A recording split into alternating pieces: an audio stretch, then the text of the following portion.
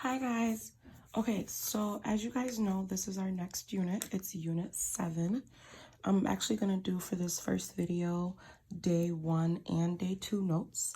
The first video is very simple, very short. So by watching this video, you'll be able to complete your worksheet 1 and worksheet 2 in your homework packet. And then if you watch the next video, you'll be able to complete day 3. So we'll get started. I will put our units on the top. So unit 7, day 1 and day 2. And I'll also put our objective as we always have on our notes. So this objective is I can graph exponential functions. I had to think about it for a second. Okay. So I can graph exponential functions is our units, or that's what day 1 and day 2 is. Now this idea about exponential, it basically means something is either getting really, really big rapidly over and over again, or it means that something's getting small over and over again. So it's either growing or it's decaying. The idea about exponential growth, or just exponential in general, is that when you see this graph, it will not be a straight line.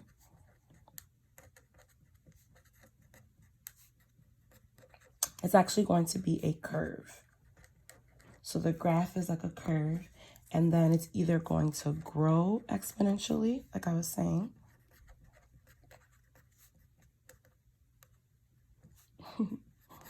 or it's going to decay exponentially.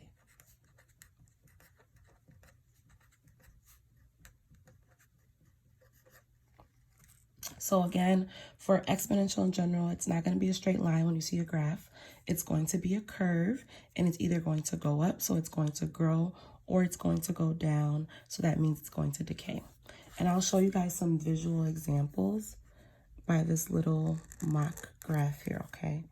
Don't laugh at my straight lines, because you guys know I can't never draw them. But so if it's growing, it'll look like this. As I said, it's going to be a curve, so it's not just a straight line. And the next one is decay. So it'll look like this. It'll start from on top, and then it'll go down in a curve. So these are just two visuals that tells you this one is for growth, and this one is for decay. These are how your graphs will look when you guys are graphing them. Sometimes when you see these problems, they may not use the term growth or decay. There's other terms to describe it, even though it means the exact same thing. Other terms could be increase. That's another one. You may see appreciate. Or you just may see rise.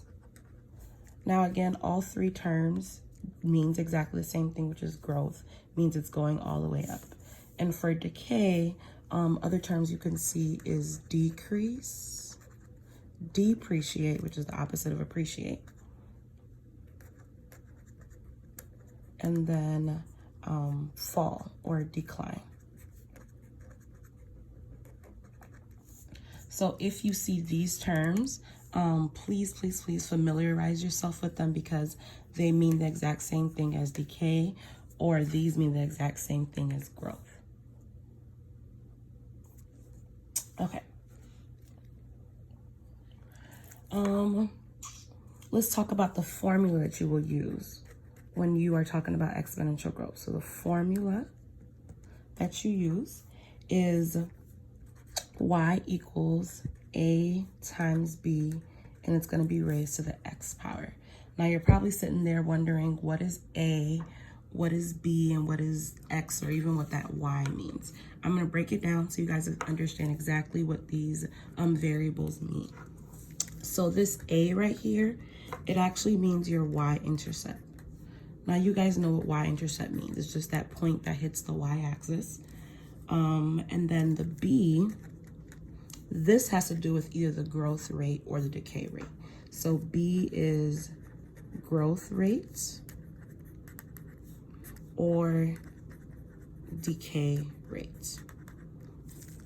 And again, that depends on if the graph is going up or if the graph is going down. This X right here, so X, that is our independent variable. Independent variable. This is the one that's going to continue to change because you're going to plug in a value in for X and then you're going to get your Y. So this is what's going to change.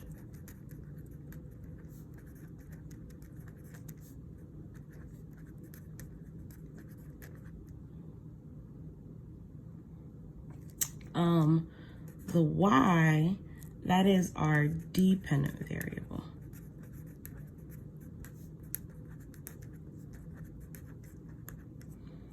Again, this is what you're solving for. So once you plug in X, you'll have everything else. You'll have your A and your B.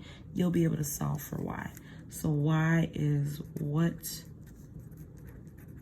you are solving for. Okay. As always, I'm always going to give you guys some examples so you guys can see this this formula used in action.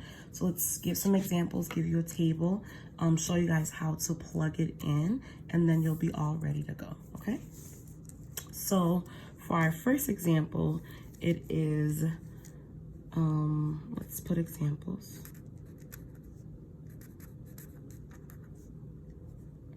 Number 1. It is y equals 1 times 2 raised to the x power. So as you guys can see, it looks very similar to what our general formula was before. So again, our y is 1, or I'm sorry, y equals 1 times 2 to the x power. So just by looking at this formula, we know that this 1, which is in the same place as the a, our a would be equal to 1. And then our b, which is our growth rate, that is equal to 2. So b equals 2. Okay, and in order for us to plug in some variables into x, we're going to have a little table. So I'm going to draw a table right here. And these in your homework packet will be provided for you. You will have a table there, so you won't have to be searching for values. So you'll have your x, and you're trying to find y. So I'm just going to make up some x values here. My favorite ones, you guys know, is -1, 1, 0, 1, and 2. Oh, wow, no. -2, -1, 0, 1, and 2. Wow. Okay, so again, you're going to take these values, plug it in for x, and then you're going to solve for y. So it's very, very simple to do this. Literally, you can just take these values and plug it into your calculator. It's that simple. So in order to solve for y, what you would do is you would do 1 on your calculator, so 1 times 2, and then you would press the caret key that I taught you guys, and then in parentheses, you're going to plug in your x value. So in this case, for our first box, our x value is -2. So you'll plug that in, and then you'll get your answer, which will be 0.25, so 1/4. So I'm gonna put that right there, 0.25. Then you'll do it again. So this time it's 1 times 2, caret key, parentheses, -1. And this, again, you'll plug it into your answer because this is -1.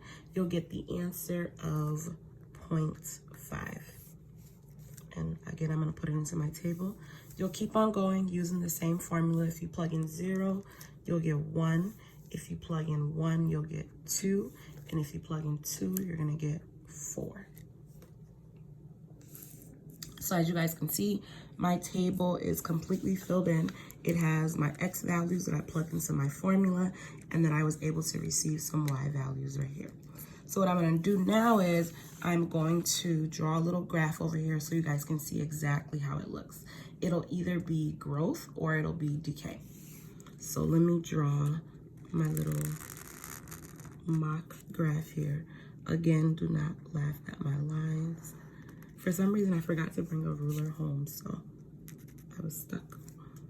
But anyway, so 1 and then 2, and then on this side is -1 and -2.